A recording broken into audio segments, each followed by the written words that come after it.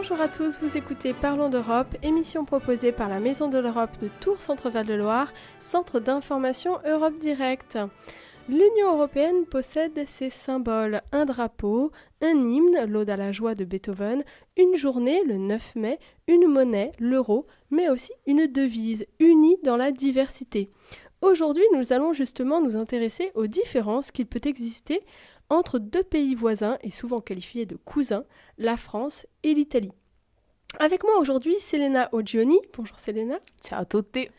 Vous êtes volontaire européenne en service volontaire européen auprès des CMEA du centre et vous êtes une habituée de l'émission puisque vous êtes déjà venue début janvier pour nous parler des fêtes de fin et de début d'année dans votre pays. Alors Selena, vous êtes arrivée en France depuis septembre dernier. Ouais, c'est ça. Pratiquement 6 mois maintenant. Et vous souhaitez partager avec nous les différences que vous avez pu constater entre l'Italie et la France. Alors, peut-être qu'on peut d'abord rappeler, Selena, d'où vous venez en Italie ? Alors, moi, je viens dans le nord, dans la région de la Lombardia, principalement pour faire comprendre mieux, où il y a Milan, la ville de Milan. D'accord. Je crois que tout le monde connaît Milan. Un petit peu au nord de Milan. Au nord, ça, c'est ça. C'est dans un petit village. Je vis dans un petit village de 2000, 4000 habitants, je ne me rappelle même plus. Et il s'appelle comment votre petit village ? Robbiate. Ouais, c'est bizarre. Bonjour à tous les habitants de Robbiate.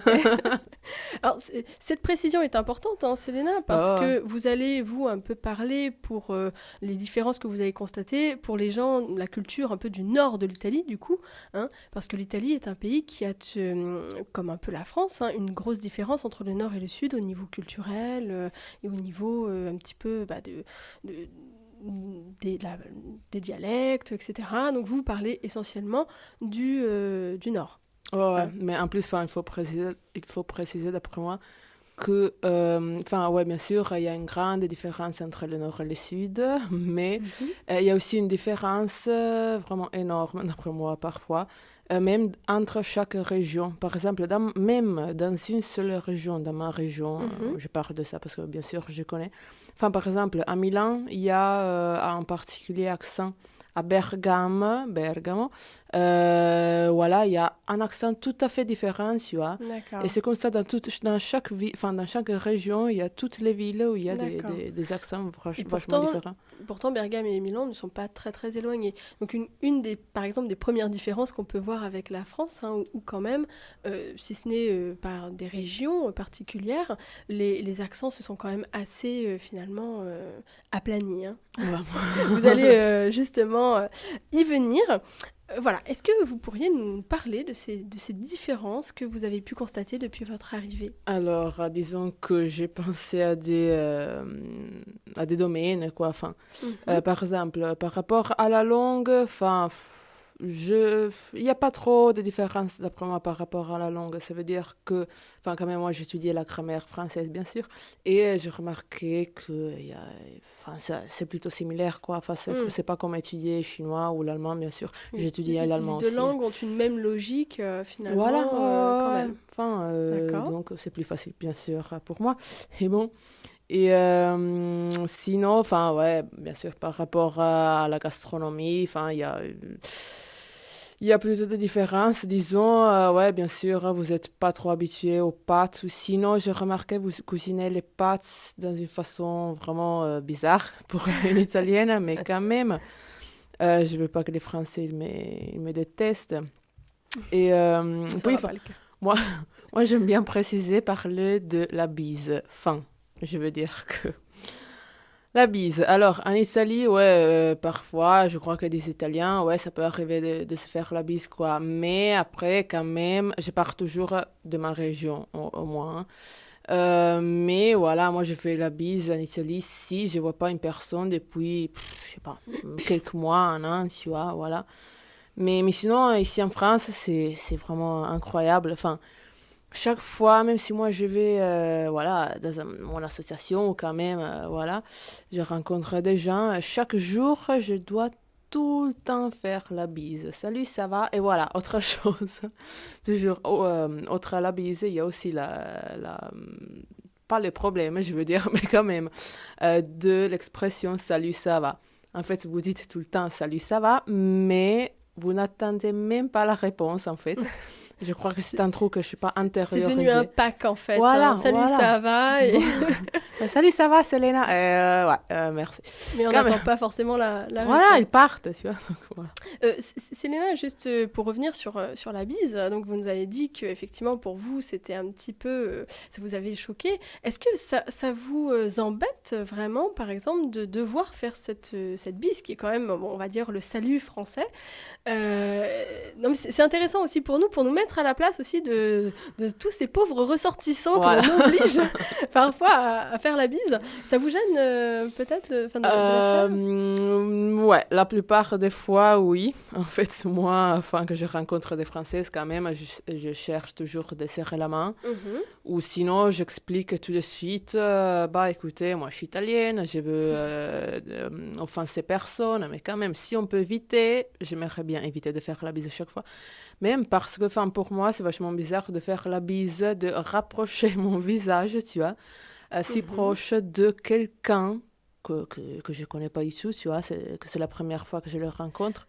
Alors effectivement, un petit peu à différentes cultures, différentes mœurs, hein, on sait, bon, en France, nous faisons la bise. En Italie, vous serrez plutôt la main, effectivement. Aux États-Unis, ils font les hugs, comme on dit, hein, l'accolade, hein, qui peut aussi paraître parfois un petit peu embêtante. Et puis, alors moi, j'ai constaté notamment en Macédoine, alors ils serrent la main, ils font une bise et ils nous font en plus l'accolade. Eux, ils ont tout résumé. C'est tout complet, quoi. Voilà. Selena, nous vous retrouvons tout de suite après la petite pause. D'accord.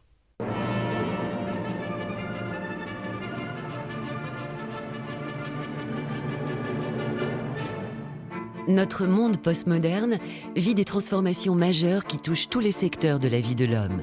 Travail, éducation, écologie, religion, économie.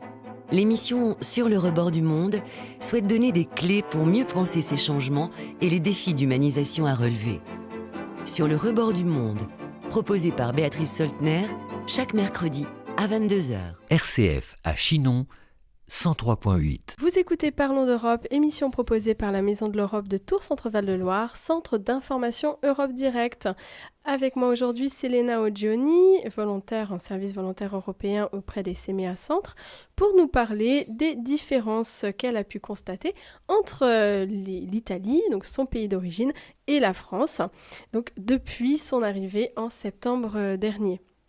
Donc Selena, vous êtes revenue un petit peu sur quelques différences que vous avez pu constater, hein, notamment sur cette fameuse bise, donc le salut, la façon dont on se salue en France. Alors, ce n'est pas non plus tout le monde qui se salue comme ça, heureusement, on serre bien, aussi la main. Sinon, c'est bizarre. on serre la main aussi, bien sûr, en France, hein. Donc sur quelques notions de langue, qui finalement les langues ne sont pas si différentes l'une de l'autre. Alors vous êtes passé un peu vite sur la gastronomie, peut-être qu'on reviendra dessus. Parce que je préfère celle italienne, tu vois, c'est pour ça que Comment ça, vous n'aimez pas forcément ce que vous mangez en France? Écoute, c'est moi qui fais les courses, tu vois, donc franchement c'est moi qui gère, c'est moi qui décide de quoi acheter, tu vois. Enfin, mais c'est pas, moi je veux vraiment, je sais bien qu'il y a ce stéréotype que les Italiens mangent les pâtes tout le temps. Faites-moi confiance, je vous jure, c'est pas du tout comme ça. Enfin, bien sûr, il y aura toujours des familles habituées comme ça, bien sûr. Mais par exemple, chez moi, tu vois, il y a ma mère, ciao Nadia. Enfin, on mange les pâtes vraiment, tu vois, même pas une fois par mois, je te jure, ça peut arriver. Hein. C'est vrai que vous avez bien sûr les pâtes, mais vous avez plein d'autres choses très bonnes, hein, telles que les lasagnes, la polenta, les gnocchi, je sais plus ce qu'il y a encore d'autre, mais la pizza, bien sûr. Ravioli. Les ravioli, voilà. Donc effectivement, il y a de nombreuses choses très, très bonnes. Mais est-ce que vous avez eu l'occasion aussi de goûter à des spécialités françaises ici, notamment des spécialités tourangelles, hein? Quelqu'un m'a dit qu'il n'y a pas trop de spécialités tourangelles, comment on dit? Enfin bref, et elle vivait à Tours quand même. Ouais. Et sinon, enfin, ça me vient quand même à l'esprit toujours les choses typiques, les foie gras, le caviar. Mais le caviar quand même, il est plutôt russe, j'imagine. Oui, c'est plutôt russe, ouais. Et c'est plutôt riche aussi, mais quand même. Et il y a quoi d'autre? Enfin, il y a la baguette, tu vois, il y a les stéréotypes quand même. Et en fait, par rapport au pain, d'après moi, il n'y a pas vachement trop de types de variétés de pain en France. Comme en Italie. En Italie, il y a vraiment beaucoup de types différents de pain. Ici, je veux pas... Vous risquez de vous faire des ennemis, Célena. Voilà, désormais, c'est Non, trop non, tard, non. c'est trop tard. Mais quand même, Donc, voilà. il y a effectivement, vous constatez quand même des différences. Par exemple, quand vous faites vos courses, Oui. vous avez l'impression d'avoir moins de choix Oui, par rapport au pain. Par rapport au pain, d'accord. Et peut-être qu'en France, finalement, le pain est décliné sous des formes peut-être différentes. En Italie, vous avez peut-être différentes variétés, vraiment Bah ouais, toutes les deux. Enfin, tu peux trouver quand même aussi au pain, je sais pas les noms, quand même, aux céréales, disons, Ouais. les pains complets, etc. Ouais. Mais les formes aussi sont différentes, tu vois. Alors peut-être que vous allez dans les mauvais magasins, parce que moi je trouve aussi du pain parfois aux céréales ou des pains donc complets, etc. Alors c'est possible qu'effectivement des petits magasins de proximité aient aussi moins de choix, parce que moins de clientèle aussi, hein, c'est très probable. Et ce qui est d'ailleurs aussi, je pense, le cas en Italie, où il y a moins de variétés dans les petites supérettes que dans des... Ouais, c'est Mais sûr. voilà, c'est normal aussi, il y a moins de débit. Qu'est-ce que vous avez constaté comme autre différence, Célena? J'aimerais bien parler du transport public, Ouais. hein, parce que... Non, enfin, en réalité, celui italien, c'est... Je vais pas dire que c'est horrible, tu vois, mais quand même. Et voilà, en fait, j'ai remarqué vraiment... Enfin, j'utilisais vraiment pas mal les moyens de transport Oui. en France. Les trains, TGV, etc., TER, blablabla. Et voilà, ils sont vachement plus propres par rapport à ceux qui y a en Italie. Donc point positif quand même pour la Ouais, France. ouais, pour une fois, oui. Ouais. Je suis altruiste aujourd'hui. Non, ouais, ça c'est vrai, ça c'est tout à fait vrai. En fait, même par rapport à la grève, en Italie, tu as un jour oui, un jour non, on dit comme ça. Il y a toujours la grève, quoi, tu vois. Parce que En les gens... Italie aussi, Ouais, même ouais, plus ouais. qu'en France? Je crois que oui, franchement. Ouais. Enfin, depuis que je suis là, tu vois, moi aussi, j'utilise les moyens de transport public, mais j'ai jamais eu de problèmes, mais vraiment jamais eu de problèmes. Et en plus, les contrôleurs, enfin, il y a plus de contrôleurs ici, tu vois, qu'en Italie. Merci Célena pour toutes ces constatations qui vont nous faire réfléchir sur notre pays, bien entendu, et c'est toujours intéressant d'avoir l'opinion donc d'une jeune européenne sur la France notamment. Merci encore. Merci Et à je toi. vous rappelle que vous pouvez nous écouter, nous réécouter sur le site RCF Touraine et sur le site de la Maison de l'Europe, www.maisoneuropetour.fr. À bientôt. À bientôt.